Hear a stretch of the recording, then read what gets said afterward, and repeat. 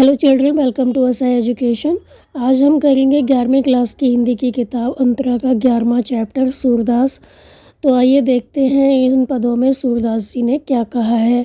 आपका पहला पद है, खेलन में को काको गुसैया, हरे हारे जीते श्री दामा, बरबस ही कत करत रसैया, जाति पात हमते बल नाही, नाही बसत तुम्हारी छैया, अति अधिकार जनावत यातई, जाते अधिक तुम्हारी गैया, रूठई करें तासु को खेलई, रहे बैठ जहाँ तहाँ गवैया, सूरदास प्रभु खेल्योई चाहत, दाऊ दियो करे नंद दुहैया। तो इन पंक्तियों में कवि ने क्या बताया है, तो पहले हम देखते हैं इसका प्रसंग और संदर्भ। तो प्रस्तुत पंक्तियाँ, प्रस्तुत पद हमारी पाठ्य पुस्तक अंतरा भाग 1 में संकलित सूरदास के पदों से लिया गया है और इसके रचयिता कृष्ण भक्त कवि सूरदास जी हैं। इस पद में कवि ने बाल मनोविज्ञान का सुंदर चित्रण किया है। इसमें बताया गया है कि बच्चे जब खेलते हैं तो वो क्या करते हैं, और श्री कृष्ण ग्वाल बालों के साथ खेलते हुए हार गए हैं और वो हार कर भी अपनी हार स्वीकार नहीं करते हैं। इस पर जो ग्वाल बाल हैं वो उनको ऐसा नहीं करने देते और वो अपनी बातें कृष्ण के सामने ज़ोर शोर से रखते हैं। तो वो कृष्ण से क्या कहते हैं, आइए देखते हैं। तो सूरदास जी कहते हैं, खेलन में को काको गुसैया, हरे हारे जीते श्री दामा, बरबस ही कत करत रसैया। खेलन में को काको गुसैया, गुसैया मतलब स्वामी। तो बालक कृष्ण ग्वाल बालों के साथ खेल में हार जाते हैं। वो अपनी हार स्वीकार नहीं करते और ग्वालों को दांव देना नहीं चाहते। वो नहीं चाहते कि जो ग्वाले हैं वो खेलें और वो चोर बने। तो जो ग्वाल वाले हैं वो कहते हैं खेलन में कौन किसका स्वामी होता है। इस पर ग्वाल वाल उनसे कहते हैं खेल में कोई किसी का गुसैया नहीं होता, स्वामी नहीं होता, खेल में सभी बराबर होते हैं। हरे हारे जीते श्री दामा। तो जो ग्वाले हैं, सखाए हैं, वो कहते हैं कि जो श्री दामा है, सुदामा जी हैं, वो जीत गए हैं और कृष्ण भगवान हार गए हैं। अब जब तुम खेल में हार गए हो और श्री दामा जीत गए हैं, बरबस ही कत करत रसैया, तो तुम को ये बात स्वीकार कर लेनी चाहिए कि तुम हार चुके हो। तो तुम बेकार में ही बरबस ही कत करत रसैया, मतलब रसैया माने गुस्सा करना, क्रोध करना। तो तुम बेकार में ही नाहक ही गुस्सा कर रहे हो, क्रोध कर रहे हो। तो जो ग्वाल वाल हैं वो कृष्ण भगवान से कहते हैं, जाति पात हमते बड़ नाही, कि तुम्हारी जात पात हमसे बड़ी नहीं है, तुम हमसे ऊंची जात के नहीं हो, ना ही बसत तुम्हारी छैया, और ना ही हम तुम्हारी छाँव में रहते हैं। तुम हमें कोई आश्रय नहीं दे रहे हो, हम तुम्हारी कृपा पर निर्भर नहीं हैं। अति अधिकार जनावत यातई, जाते अधिक तुम्हारी गैया। तो जो ग्वाले हैं वो कहते हैं, यदि तुम इस बात से अपना अधिकार जताते हो, तुम इस बात से अपना अधिकार जमा रहे हो हमारे ऊपर कि तुम्हारे पास गाय अधिक है, तो ये बात यहाँ पर लागू नहीं होती है। तुम्हारे पास गाय अधिक है तो इसका मतलब ये नहीं है कि तुम हम पर अधिकार जमाओगे। तुम खेल में हार गए हो फिर भी अपनी हार नहीं स्वीकार करोगे। रूठई करे ताश को खेलई, रहे बैठ जहाँ तहाँ गवैया। तो जो ग्वाले हैं, जो सखाए हैं, वो कहते हैं जो खेल में जरा सी बात पर रूठता है तो उसके साथ कौन खेले, रही बैठ जहाँ तहाँ गवैया। ऐसा कहकर सभी ग्वाल वाल क्या होता है, खेल को छोड़कर इधर उधर बैठ जाते हैं।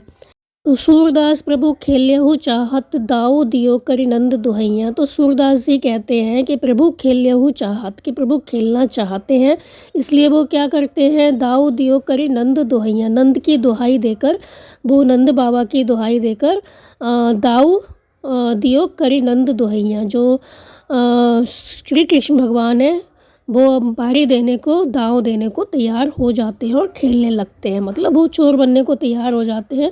और जो ग्वाल वाले हैं उनसे कहते हैं कि नंद बाबा की दुहाई देता हूँ कि मैं ऐसा नहीं करूँगा, गुस्सा नहीं होऊंगा, और वो खेलने लग जाते हैं। तो यहाँ पर क्या बताया गया है कि बालक कृष्ण ग्वाल बालों के साथ खेल में हार जाते हैं लेकिन वो अपनी हार स्वीकार नहीं करते। बहुत से बच्चे होते हैं खेल में हार जाते हैं लेकिन वो अपनी हार नहीं मानते, वो कहते हैं नहीं हम हारे नहीं हैं। इसी तरह श्री कृष्ण भगवान भी कहते हैं नहीं वो नहीं हारे हैं, और जो ग्वाले हैं उनको दांव देना नहीं चाहते। इस पर ग्वाल वाल उनसे कहते हैं कि तुम खेल में हार चुके हो और श्री दामा जीत गए हैं, तो खेल में कोई किसी का स्वामी नहीं होता, सब खेल में बराबर होते हैं। अब जब तुम हार गए हो तो अपनी हार को स्वीकार कर लो। इसमें तुम बेकार में ही क्या कर रहे हो, गुस्सा कर रहे हो। तुम्हें ऐसा नहीं करना चाहिए। तुम्हारी जात पात हमसे ऊंची नहीं है और ना ही हम तुम्हारे रहमो करम पर पलते हैं। मतलब हम तुमसे कुछ नहीं मांगते, तुम्हारी कृपा पर नहीं निर्भर हैं, तुम्हारे आश्रय में नहीं रहते हैं। यदि तुम इस बात पर अधिकार जमा रहे हो कि तुम्हारे पास गाय अधिक है, तो यहाँ पर खेल में इसका कोई मतलब नहीं है। ये बात यहाँ पर लागू नहीं होती। तुम्हारे पास गाय अधिक है तो होंगी, इसमें खेल से क्या मतलब, इसका खेल से क्या लेना देना। तो जो खेल में तनिक सी बात पर रूठ जाता है उसके साथ कौन खेले, ऐसा कहकर सभी ग्वाल वाले क्या होता है, यहाँ वहाँ बैठ जाते हैं। खेल छोड़कर गुस्सा होकर इधर उधर बैठ जाते हैं। अब सूरदास जी कहते हैं श्री कृष्ण भगवान खेलना तो चाहते हैं, तो वो नंद बाबा की दुहाई देते हैं। कहते हैं कि ठीक है, अब मैं ऐसा नहीं करूँगा, और जो उनके ग्वाले हैं, सखाए हैं, उनको बारी देना स्वीकार कर लेते हैं और खेलने लगते हैं। हम देखते हैं इसका विशेष, तो यहाँ पर ब्रज भाषा का प्रयोग किया गया है। कृष्ण की बाल लीलाओं का सहज एवं स्वाभाविक वर्णन है। और पद में बाल मनोविज्ञान, मतलब जो बच्चे हैं किस तरह से रूठते हैं, उनको कैसे मनाते हैं, इसका बहुत ही सुंदर चित्रण किया गया है। पद में गयता एवं तुकात्मकता है, मतलब हम पद को गा सकते हैं और यहाँ पर तुकबंदी है।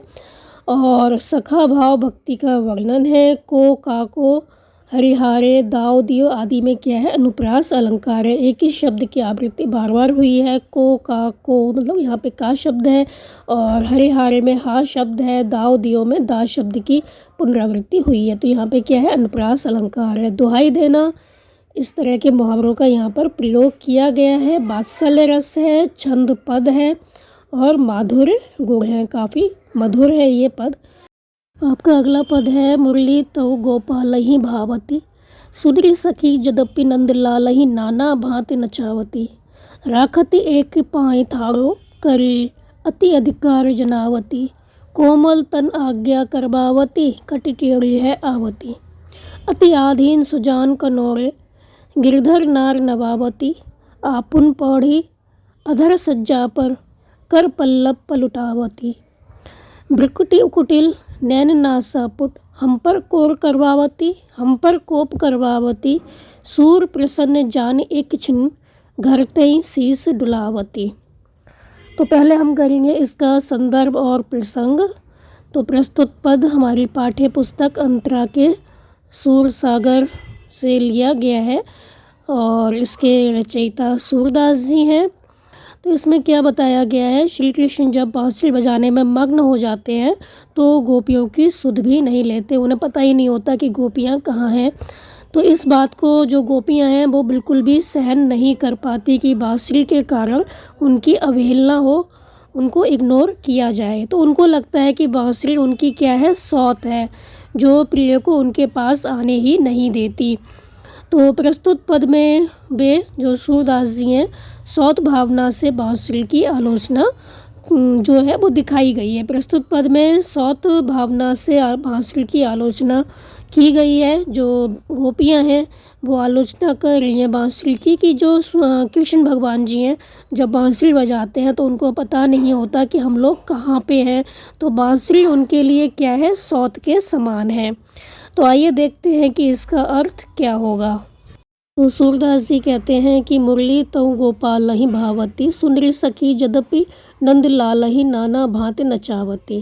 तो जो गोपियां हैं वो कहती हैं एक दूसरे से, एक सखी दूसरी सखी से कहती है कि हे सखी, यह मुरली तो कृष्ण भगवान से अत्यंत अपमानजनक व्यवहार करती है। मुरली तव गोपालहि भावती, फिर भी जो कृष्ण भगवान जी हैं उनको मुरली अच्छी लगती है, भाती है।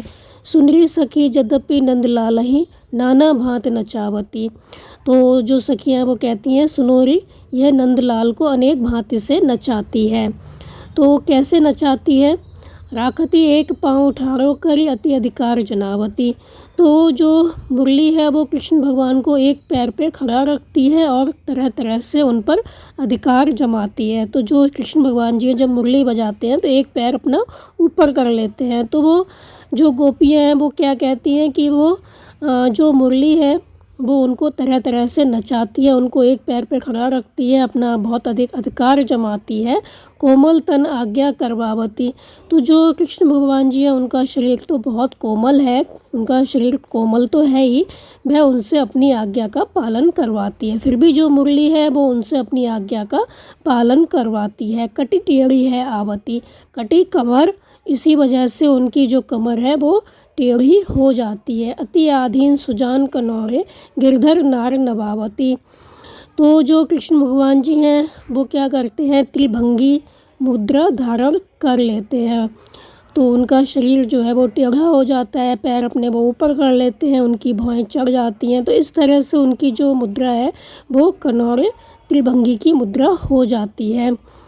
और गिरधर नार नभावती, तो वो अपनी क्या करते हैं, नार जो गर्दन है उसको नभावती झुका लेते हैं।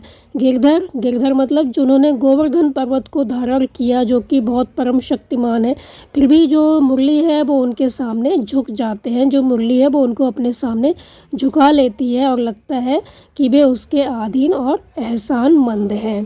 तो यहाँ तक क्या बताया गया कि एक सखी दूसरी सखी से कहती है कि हे सखी, यह मुरली तो श्री कृष्ण से अत्यंत अपमानजनक व्यवहार करती है, फिर भी वह उनको अच्छी लगती है। सुनोरी, यह नंदलाल को अनेक भांति से नचाती है, उन्हें एक ही पाँव पर खड़ा करके रखती है और अपना बहुत अधिक अधिकार जताती है। श्री कृष्ण का शरीर कोमल है ही, वह उनसे अपनी आज्ञा का पालन करवाती है और इसी कारण उनकी जो कमर है वो टेढ़ी हो जाती है, अर्थात वो त्रिभंगी की मुद्रा धारण कर लेते हैं। तो गोवर्धन पर्वत को धारण करने वाले परम शक्तिमान श्री कृष्ण मुरली के सामने झुक रहे हैं और लगता है कि वे उसके अधीन और एहसानमंद हैं। आगे गोपियाँ क्या कहती हैं, आपुन पौड़ी अधर सज्जा पर कर पल्लव पलटावती।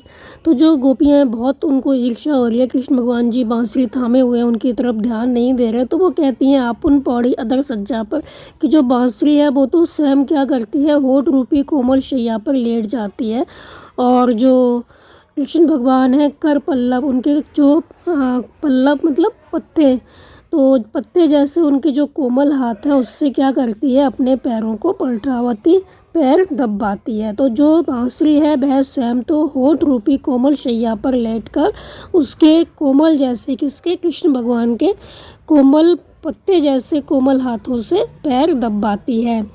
भ्रिकुटी कुटिल नैन नैन नासापुट हम पर कोप करवावती।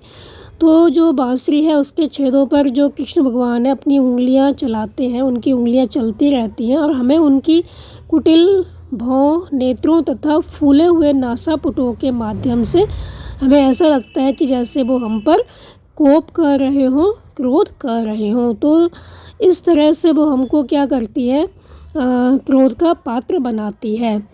सूर प्रसन्न जान एक चिन्ह घर तहीं शीस डुलावती। सूरदास जी कहते हैं कि बांसुरी श्री कृष्ण को अपने अधीन कर पल भर की प्रसन्नता प्रदान कर इनसे शरीर पर अपनी गर्दन हिलाने हेतु विवश करवा देती है। तो जो कृष्ण भगवान है वो क्या करते हैं, जब बांसुरी बजाते हैं तो अपनी गर्दन हिलाते हैं, बहुत प्रसन्न होते हैं। तो जो गोपियाँ हैं उनको बहुत अधिक जलन होती है इस बात से कि जो बांसुरी है वो किस तरह से कृष्ण भगवान को अपने वश में किए हुए हैं।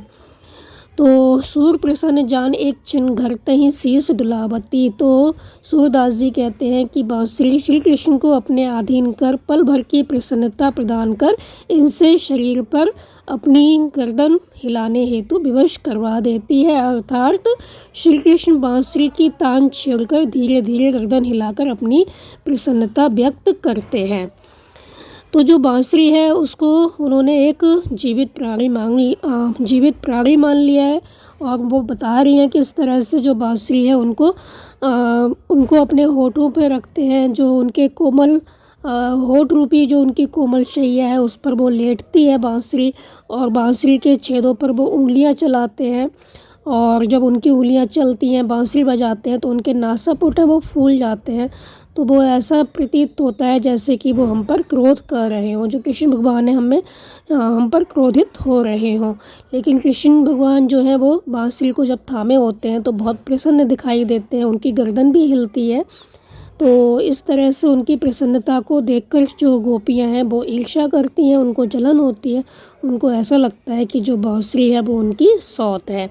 तो यहाँ पर क्या बताया गया कि वह स्वयं तो होठ रूपी कोमल शैया पर लेटकर उसके पत्ते जैसे कोमल हाथों से पैर दबाती है, अर्थात बांसुरी के छेदों पर उंगलियां चलती रहती हैं और हमें उनकी कुटिल भावों, नेत्रों तथा फूले हुए नासापुटों, नाक के जो छेद हैं उनके माध्यम से उनके क्रोध का पात्र बनाती है। जो बांसुरी है, हमें ऐसा लगता है कि जो कृष्ण भगवान हैं हम पर क्रोधित हो रहे हैं, क्योंकि जब बांसुरी बजाते हैं उनके नासापुट है, नाक के जो छेद हैं वो फूलते हैं, तो ऐसा लगता है वो हम पर क्रोधित हो रहे हों। तो सूरदास जी कहते हैं कि बांसुरी की श्री कृष्ण को अपने अधीन कर पल भर की प्रसन्नता प्रदान कर इनसे शरीर पर अपनी गर्दन हिलाने हेतु विवश करवा देती है, अर्थात श्री कृष्ण बांसुरी की तान छेड़कर धीरे धीरे गर्दन हिलाकर अपनी प्रसन्नता व्यक्त करते हैं। अब हम देखते हैं इसका विशेष। तो यहाँ पर गोपी शब्दों के द्वारा तो कृष्ण की निंदा कर रही हैं, उनकी आलोचना कर रही हैं, पर उनके हृदय में कृष्ण के प्रति बहुत अधिक प्रेम है, ऐसा यहाँ पर प्रतीत होता है।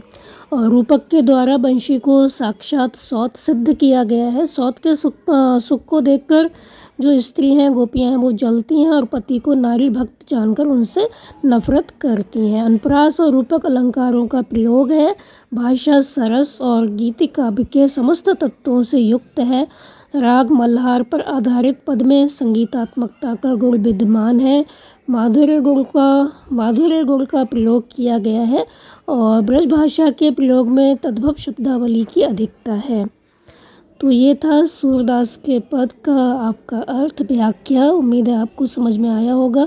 तो आप इसको अच्छे से समझ कर याद कर लीजिए। हमारे चैनल ऐसा एजुकेशन को लाइक कीजिए, सब्सक्राइब कीजिए और शेयर करना बिल्कुल मत भूला करिए। Thank you.